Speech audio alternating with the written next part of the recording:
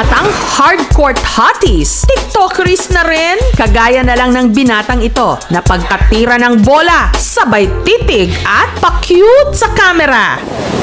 Ang binata dito sa malaparaisong bayan ng El Nido sa Palawan nakatira. Kaya pala ako nahilig mag-basketball kasi marami kasi sa akin nanliligaw ng mga chicks eh. Dito sila kasi kinikilig sa akin. Doon lang.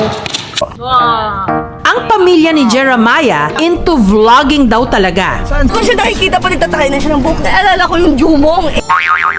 At dahil taga El Nido sila, ang madalas nilang content, travel vlogs. 1, 2, 3, 4, 5!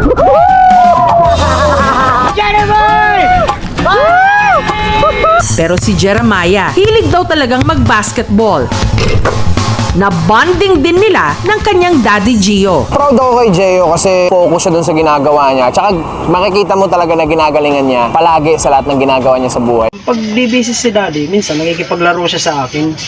Pero yung mga tinuro ni daddy na stay focused, ginagawa ko naman. Yun lang.